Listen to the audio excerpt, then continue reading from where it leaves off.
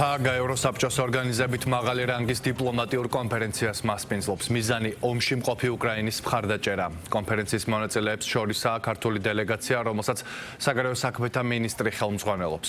მაკა ბოჭორიშვილი ღონისძიების სტუმრებს სიტყვით მიმართავს. კონფერენციის ფარგლებში მონაწილეები საერთო კონვენციას მიიღებენ, რომლის საფუძველზეც ხელმომწერი ქვეყნები საერთაშორისო სარჩელების კომისიის შექმნაზე შეთანხმდებიან, რაც უკრაინისთვის სამართლიანი გადახდებისა და კომპენსაციების მექანიზმის ეფექტიანად აღსრულების საფუძვლად უნდა იქცეს. ხელმომწერ ქვეყნებს შორის ერთ-ერთი პირველია საქართველო და როგორც ევროსაბჭოში საქართველოს მუდმივ მოქმედი წარმომადგენელი ამბობს, ეს იმის დასტურია, რომ საქართველო უკრაინის მხარდაჭერისთვის კონკრეტულ ნაბიჯებს დგამს. დეტალებით თამუნა ციკლაური ჰააგიდან.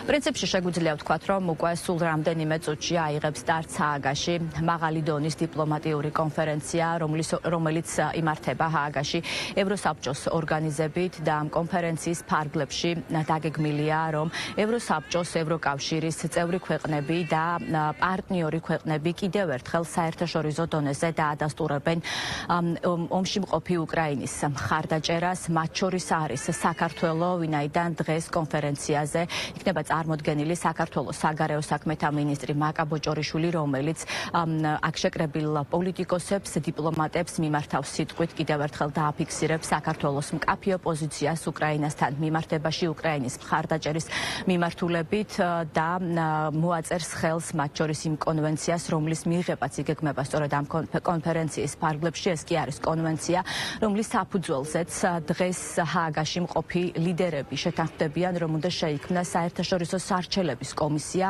ეს კი შეიძლება ითქვას, რომ როგორც არის დაანონსებული, უნდა იქცეს ერთგვარ სამართლებრივ საფუძვლად იმისათვის, რომ მას შემდეგ რაც დასრულდება ომი, რუსეთს ოფიციალურად უკვე დაეკისრება ზარალის ანაზღაურების ვალდებულება, არსებობდეს კონკრეტული საფუძველი სამართლებრივი სარჩელების მიმართულებით. ყოველ შემთხვევაში ასე არის დაანონსებული ევროსაბჭოს მხრიდან და ამ მიმართულებით დგამენ კონკრეტულ ნაბიჯებს დღეს აქ შეკრებილი ლიდერები, მათ შორის, როგორც უკვე გითხარით, ხელმომწერებს შორის არის საქართველოს საგარეო საქმეთა მინისტრი და როგორც ევროსაბჭოში საქართველოს მუდმივი წარმომადგენელი ამბობს, ეს არის კიდევ ერთი დადასტურება იმის, რომ საქართველო ყოველთვის იდგა და დგას უკრაინის მხარდასაჭერად და ამ მიმართულებით კონკრეტულ ნაბიჯებსაც დგამს, მათ შორის საერთაშორისო დეკლარაციების თუ რეზოლუციების ხელმოწერით.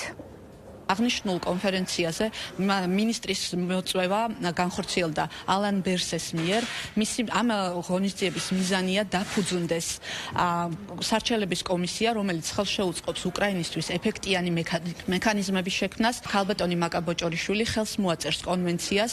ეს იქნება ერთ-ერთი პირველი და ყველაზე მნიშვნელოვანი ნაბიჯი, რაც უკრაინისთვის სამართლიანობის აღდგენის კუთხით არის გადადგმული საერთაშორისო საზოგადოების მხრიდან და საქართველოს მონაწილეობა მაღალ დონეზე აღნიშნულ კონფერენციაში ხაზს უსვამს იმას, რომ ჩვენი ქვეყანა თანმიმდევრულად მხარს უჭერს უკრაინისთვის სამართლიანობის აღდგენას. კონვენციის ფარგლებში შეიქმნება მექანიზმი, რომელიც უზრუნველყოფს უკრაინისთვის სამართლიანი გადახდების და კომპენსაციების მექანიზმის ჩამოყალიბებას, მის ეფექტურად აღსრულებას და ჩვენ როგორც კონვენციის ხელმომწერი ერთ-ერთი პირველი ქვეყანა მაქსიმალურად ვიქნებით ჩართული აღნიშნულ პროცესებში.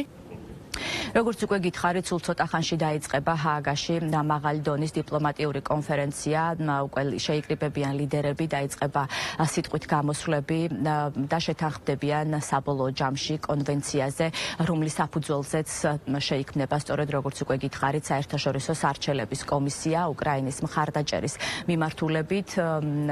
უნდა ითქვას ისიც, რომ ეს არის ერთგვარი გაგრძელება 2023 წელს მიღებული დეკლარაციისა, სადაც 2023 წელს ასევე ევროსაბჭოს ორგანიზებით რეიკიავიკში ლიდერებმა და მათ შორის საქართველოს ქვეყნებმა და მათ შორის საქართველოს ხელი მოაწერეს ზარალის ანაზღაურების რეესტრის შექმნას და დღეს უკვე დიპლომატები, სხვადასხვა ქვეყნების ევროპული ორგანიზაციების წარმომადგენლები მოაწერენ ხელს საერთაშორისო ზარალის ანაზღაურების სარჩელების კომისიის შექმნას. ჰააგიდან თამუნა ციკლაური საუბრობდა.